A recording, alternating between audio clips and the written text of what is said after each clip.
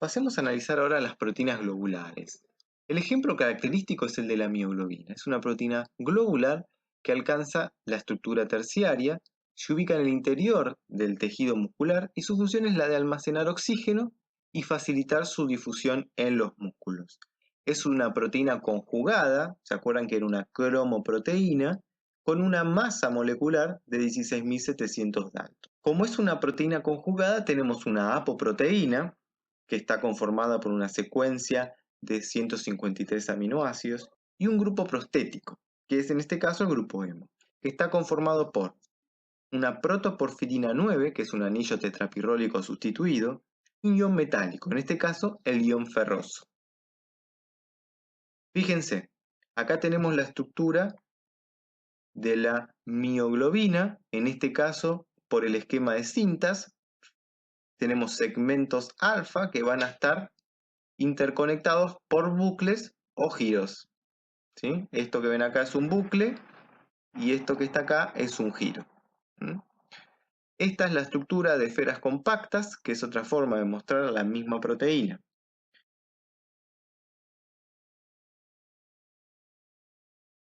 ¿Cómo es la distribución de aminoácidos? ¿Se acuerdan que dijimos que en la estructura globular teníamos los aminoácidos hidrofóbicos que se encuentran casi exclusivamente en el interior? En tanto que los restos hidrofílicos de los aminoácidos como aspartato, glutamato, lisina, arginina y otros se encuentran hacia el exterior. ¿Por qué? Porque están en contacto con moléculas de agua. La excepción importante en el caso de la mioglobina, que también va a ocurrir en la hemoglobina, son dos residuos de histidina que van a estar orientados hacia el interior de la proteína y desempeñan un papel fundamental en tanto en la unión al ion ferroso como al oxígeno. La mioglobina puede existir en dos formas. La oximioglobina, que es cuando se une a una molécula de oxígeno, y la desoximioglobina, que es cuando está libre de oxígeno. En la estructura de la mioglobina, como pueden observar acá, tenemos distintas esferas azules y otras que son amarillas. Las azules predominan hacia el exterior, son los restos hidrofílicos. Fíjense que en el interior tenemos restos hidrofóbicos que serían las esferas amarillas. La diferencia entre la imagen A y B es que la imagen B sería un corte transversal de A. ¿Sí? O sea, esto imagínense que es como una esfera y lo que hago es cortarla a la mitad y estoy viéndola por dentro. Y acá vemos gran cantidad de residuos hidrofóbicos en su interior. ¿Sí? ¿Cómo logra la mioglobina y la hemoglobina unirse al oxígeno? Bien, vamos a tener que empezar a hablar del grupo hemo. Este grupo hemo es un grupo prostético que comparte tanto la mioglobina como la hemoglobina, el citocromo y hay otras proteínas también. Es el que le otorga esa coloración rojiza a la sangre y a los músculos. Y tiene dos componentes, uno orgánico y otro inorgánico. El componente orgánico es la protoporfirina tipo 9, que es un anillo, ¿sí?, tetrapirrólico que justamente va a estar sustituido por distintos grupos, como puede ser metilo, vinilo, ¿sí?, y propionato. Y después tenemos el componente inorgánico, que es el ion ferroso. Entre estos dos, entre la protoporfirina tipo 9 y el ion ferroso, juntos forman el grupo hemo, que no es nada más ni nada menos que un complejo de coordinación.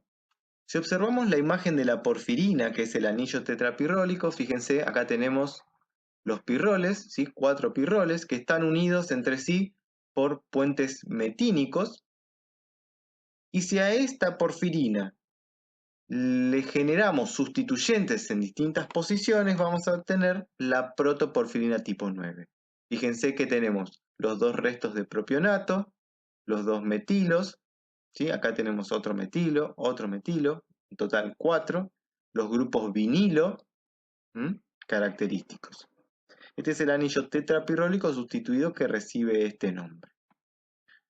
Habíamos dicho previamente que la asociación del ion ferroso y la protoporfirina 9 va a generar el grupo hemo. ¿Sí? Acá tenemos lo que está marcado, es cada uno de los grupos. El ion ferroso se ubica en el centro del anillo de la protoporfirina y puede formar en total 6 enlaces de coordinación. 4 enlaces van a ser con los nitrógenos de cada pirrol. El quinto enlace de coordinación se establece con el nitrógeno del anillo imidazólico de una histidina, que se va a conocer como histidina proximal, que forma parte de la cadena polipeptídica. En cambio, el sexto enlace de coordinación permite la unión directa al ion ferroso. Fíjense, acá tenemos el grupo hemo, que es un grupo plano. ¿Se acuerdan que en el centro teníamos el ion ferroso? Acá tenemos la cadena polipeptídica, y de esa cadena polipeptídica, la cadena lateral, ¿sí? El residuo de la histidina. Fíjense que este es el anillo imidazólico, y cómo se va a establecer el quinto enlace de coordinación. Este enlace que ven acá es el quinto enlace de coordinación que permite la unión de la histidina con el hierro. Acá tenemos, esto simboliza los 4 uniones de coordinación que tiene con los nitrógenos de los pirroles. Este es el quinto enlace, y el último enlace de coordinación es el que establece el hierro con el oxígeno.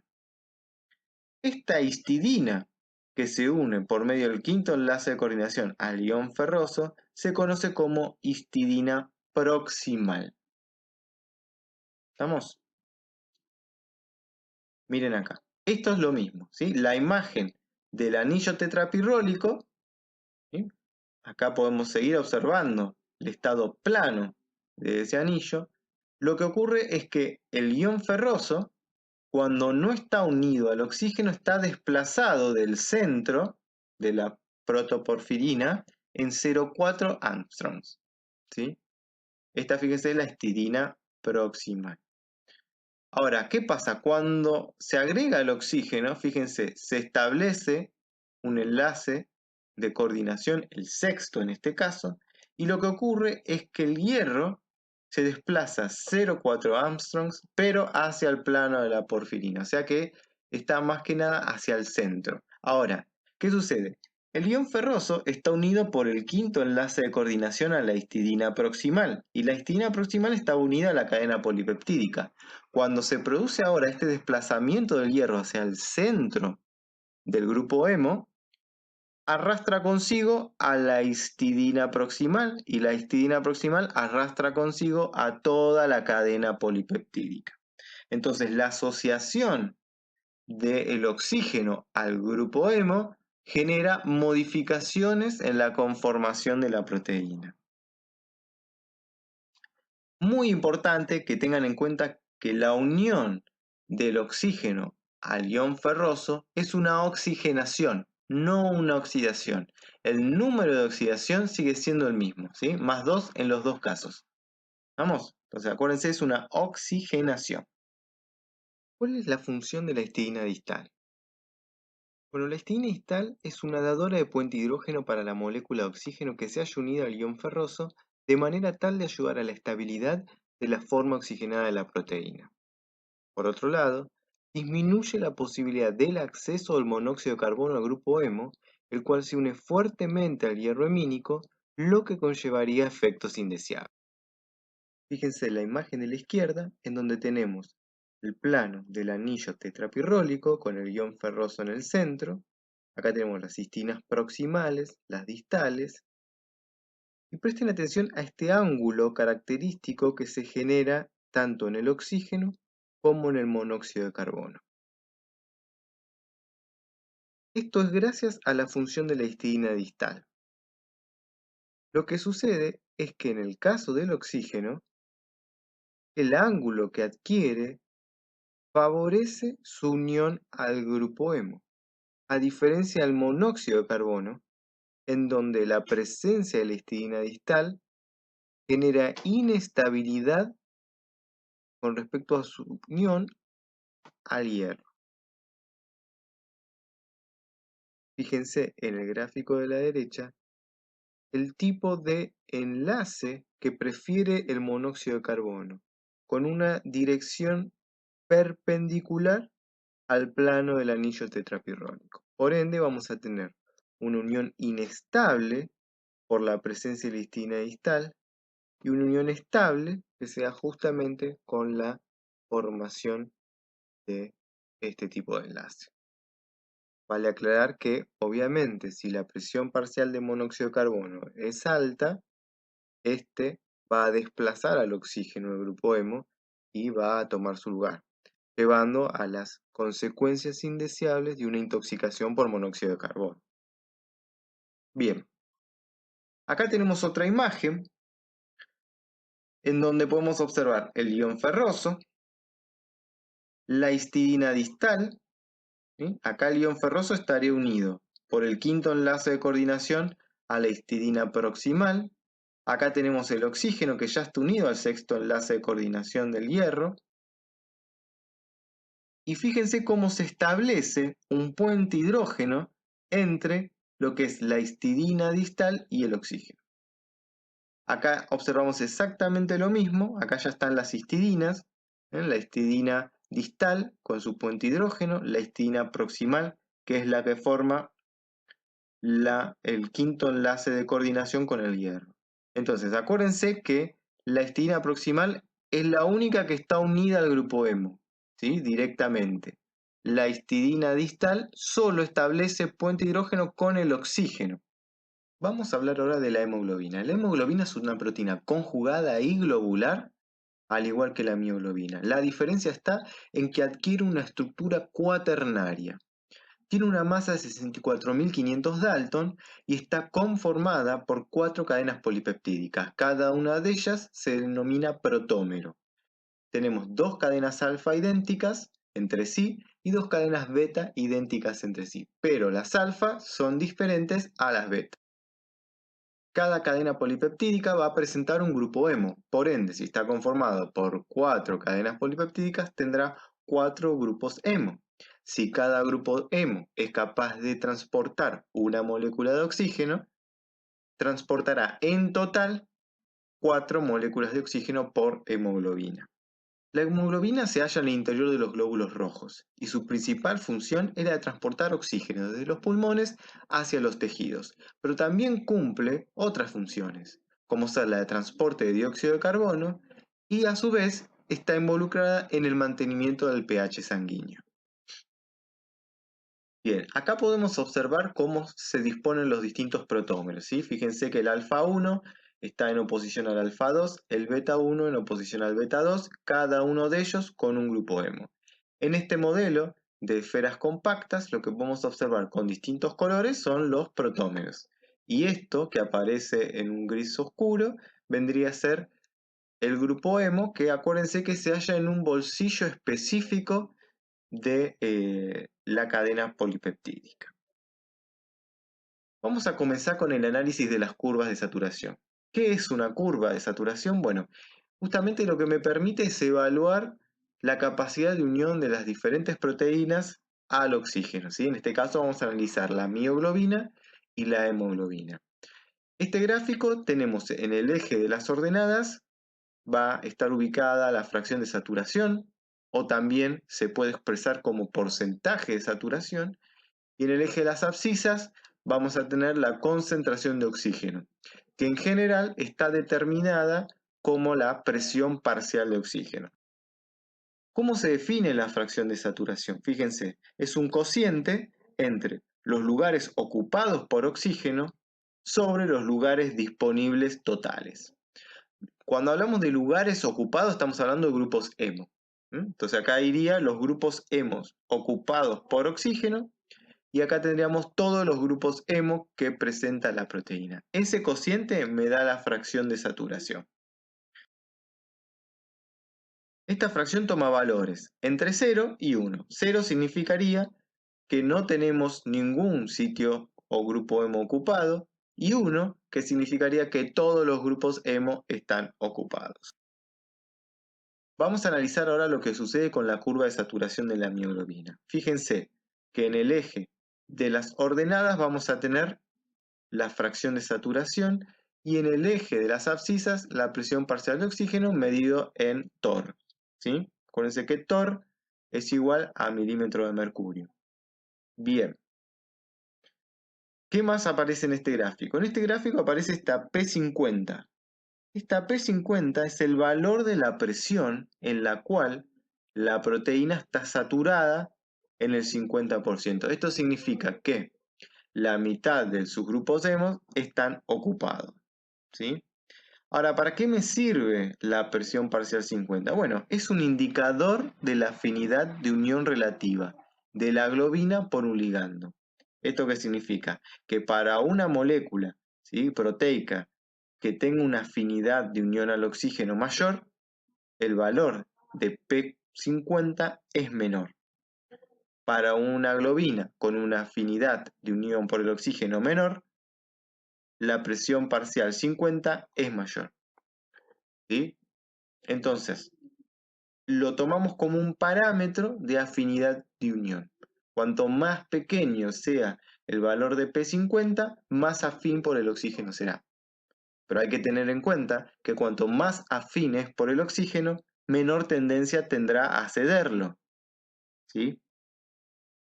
Vamos a analizar ahora qué es lo que ocurre con la hemoglobina cuando los grupos hemo se empiezan a unir al oxígeno.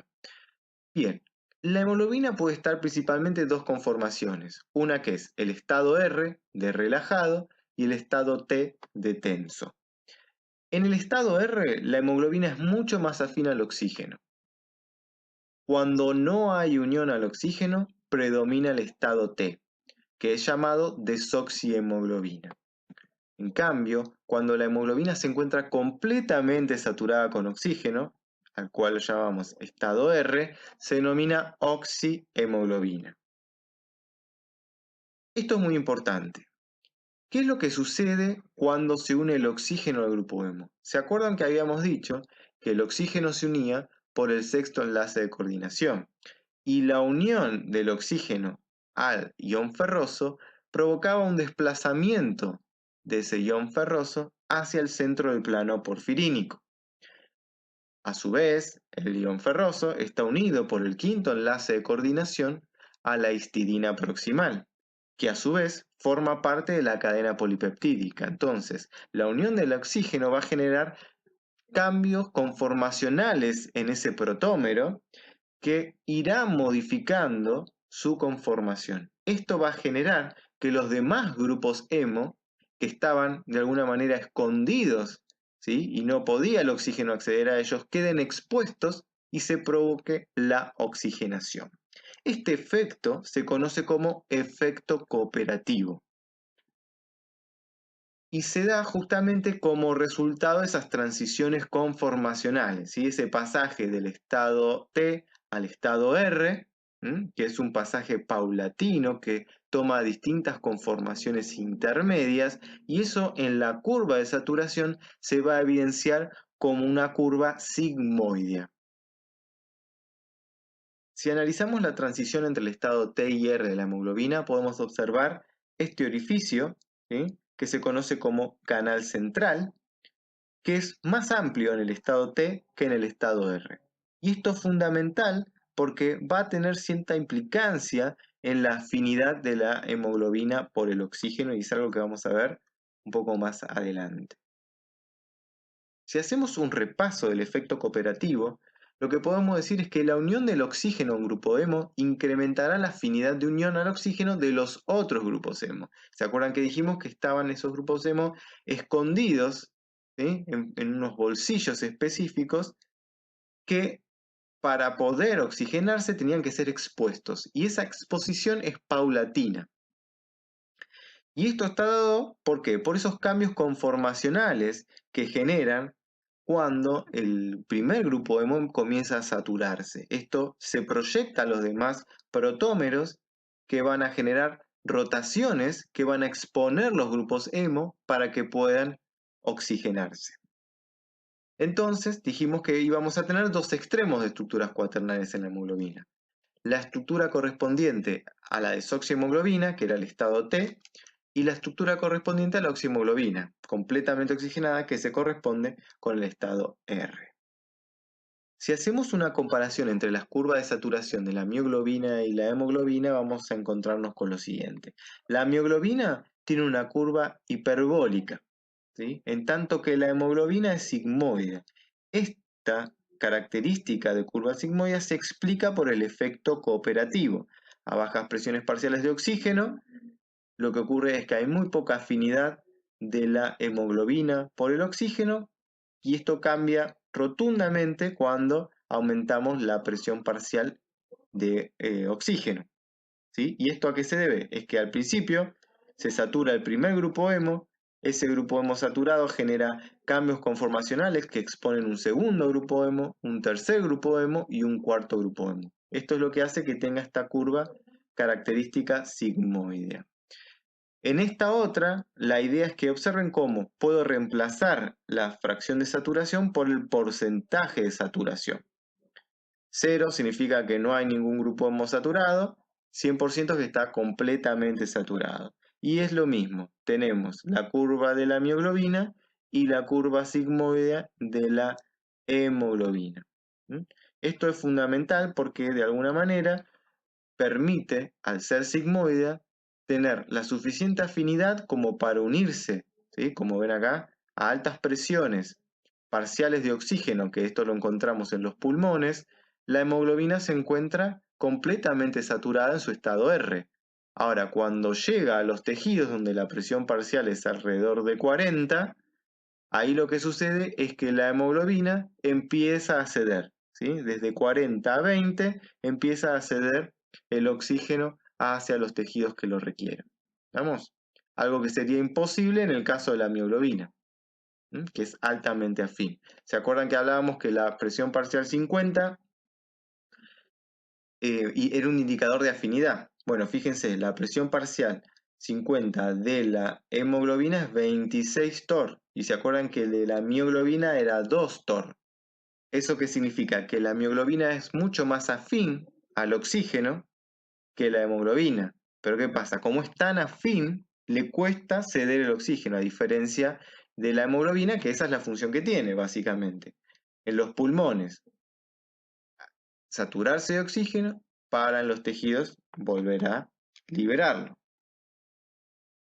Entonces, si hacemos un repaso de las dos proteínas globulares que vimos, que son capaces de transportar oxígeno, tenemos la mioglobina, que es solo una cadena polipeptídica y no hay efecto cooperativo, porque para que haya efecto cooperativo necesito 2 o más grupos hemo y acá solo tenemos un grupo hemo.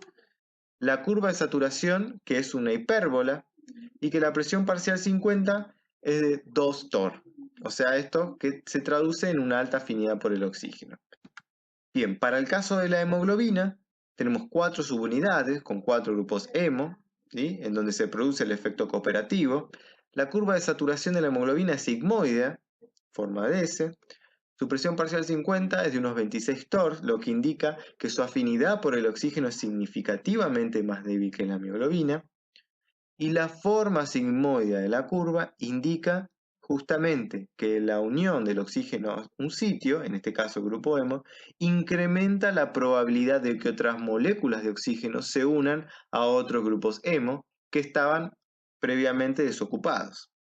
Este tipo de comportamiento cooperativo es el que permite a la hemoglobina, como ya habíamos charlado previamente, que una oxígeno en los pulmones, pero que se asegure de entregar oxígeno posteriormente en los tejidos. ¿Cuáles son los factores que modifican la afinidad de la hemoglobina por el oxígeno? Bueno, habíamos hablado ya previamente del mismo oxígeno, ¿sí? Por el efecto cooperativo. Vamos a hablar de la temperatura, del 2,3-bifosfoglicerato, de la presión parcial de dióxido de carbono y el pH. Aquellos factores que disminuyan la afinidad de la hemoglobina por el oxígeno van a desplazar la curva de saturación hacia la derecha. Aquellos factores que en cambio aumenten la afinidad de la hemoglobina por el oxígeno van a desplazar la curva hacia la izquierda. Vamos a hablar del efecto de la temperatura. Sabemos que cuando aumentamos la temperatura va a disminuir la afinidad de la hemoglobina por el oxígeno. Si observamos en estas curvas, vemos que la curva del medio, la temperatura sanguínea normal, 37 grados Celsius. Fíjense que cuando la temperatura baja, la afinidad aumenta, 20 grados Celsius, y cuando la temperatura aumenta, la afinidad disminuye, en este caso 43 grados Celsius. ¿Sí? Entonces, el aumento de la temperatura genera un desplazamiento de la curva hacia la derecha. Tengamos en cuenta lo siguiente. Uno de los productos generados por el metabolismo celular es el calor, que se libera durante la contracción de las fibras musculares y tiende a aumentar la temperatura corporal en esa zona. Las células metabólicamente activas requieren más oxígeno y liberan mayor cantidad de sustancias ácidas y de calor. Los ácidos y el aumento de la temperatura promueven a su vez un aumento en la liberación de oxígeno de la oxihemoglobina. ¿Qué sucede con el efecto del 2,3-bifosfoglicerato? Bueno, primero tenemos que aclarar que este es un compuesto que deriva de la glucólisis generada en los glóbulos rojos. Provoca una disminución de la afinidad de la hemoglobina por el oxígeno. Esto significa que va a desplazar la curva de saturación hacia la derecha. Una molécula sola de 2,3-bifosfoglicerato se va a unir al centro del tetrámero. ¿Se acuerdan en ese canal central? Bien, ahí va a interactuar con aminoácidos cargados positivamente como lisina e histidina. Para que se produzca la transición del estado T, que era de baja afinidad por el oxígeno, al estado R, que es de alta afinidad, las interacciones entre el 2,3-bifosfoglicerato y la hemoglobina deben romperse. Acá tenemos entonces la estructura del 2,3-bifosfoglicerato. Fíjense cómo tenemos dos cargas negativas en este grupo fosfato, una carga negativa en el carboxilato y otras dos cargas negativas en los grupos fosfatos acá del otro extremo. O sea, muchas cargas negativas que van a interactuar en forma electrostática con residuos cargados positivamente de lisina e histidina. Veamos acá en esta imagen cómo el 2,3-bifosfoglicerato se ubica en ese canal central, ¿sí? Acá lo que observamos es el 2,3-bifosfoglicerato que va a interactuar con lisinas e histidinas, ¿sí? Que se encuentran en esa zona particular del tetrámero. ¿Qué efecto va a provocar? Bueno, ya lo habíamos mencionado previamente. Va a generar el desplazamiento de la curva de saturación hacia la derecha. Fíjense cómo la hemoglobina, que se encuentra en los glóbulos rojos, ¿no? Y con 2,3-bifosfoglicerato, tiene una forma bien sigmoidea. Ahora, miren este hecho característico, que cuando la hemoglobina está pura, sin el 2,3-bifosfoglicerato, fíjense que tiene un comportamiento sigmoideo muy pequeño, o sea, es muy parecida a esta curva a la de la mioglobina. Por eso es muy importante la presencia del 2,3-bifosfoglicerato, porque si no la hemoglobina no sería capaz de cumplir su función.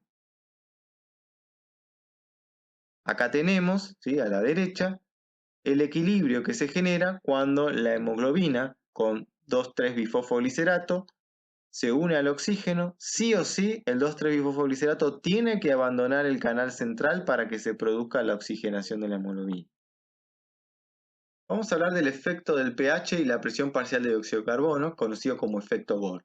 El aumento en la concentración de protones o la disminución del pH, más el aumento en la concentración de dióxido de carbono, disminuyen la afinidad de la hemoglobina por el oxígeno.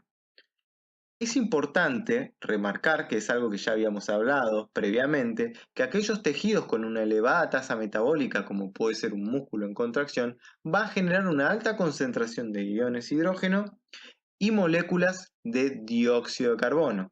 Por ende, requería de mayor cantidad de oxígeno para su correcto funcionamiento. ¿Se acuerdan? También habíamos hablado del aumento en la temperatura en esa zona, ¿sí?, bien localizada.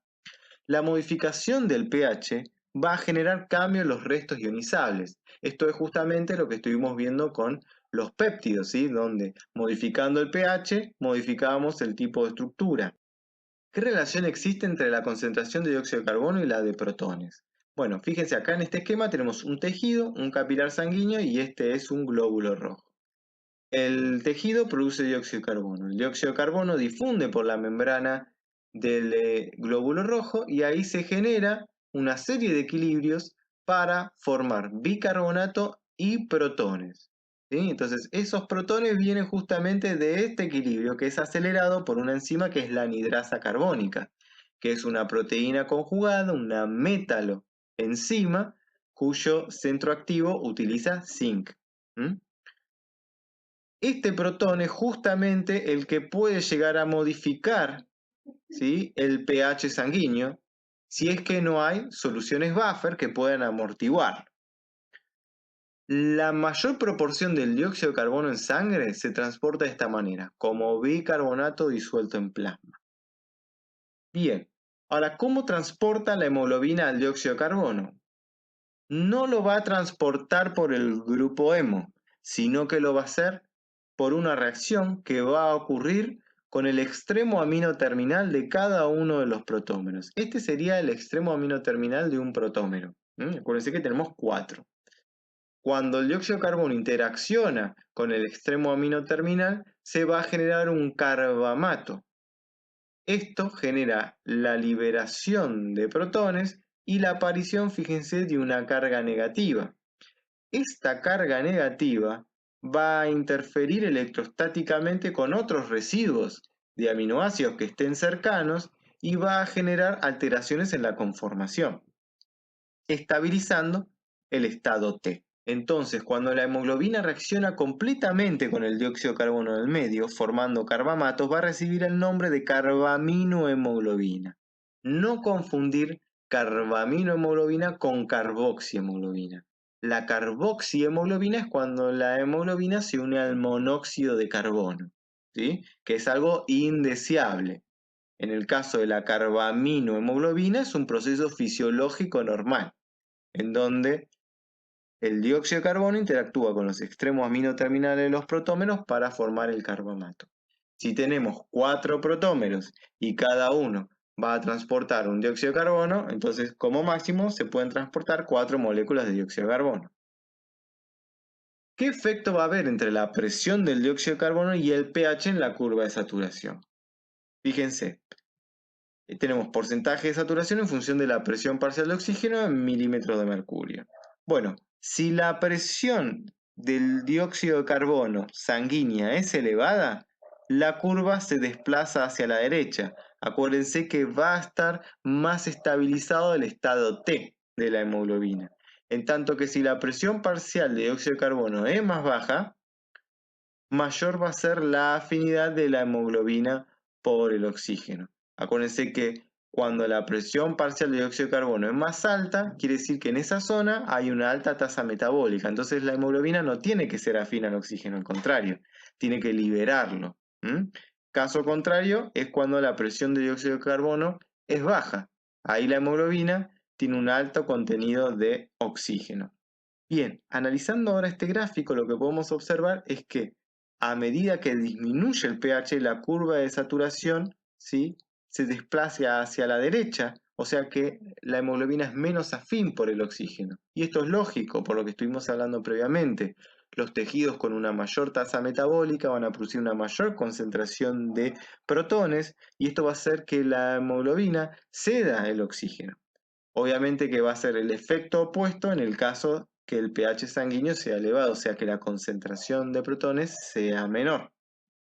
Acuérdense que las modificaciones del pH lo que alteran son el grado de ionización de diversos residuos, ¿sí?, de aminoácidos que forman parte de la cadena polipeptídica. Acá tenemos la ecuación en donde fíjense como la hemoglobina protonada, cuando recibe oxígeno, se desprotona y libera el mismo al medio. Bien, espero que se haya entendido.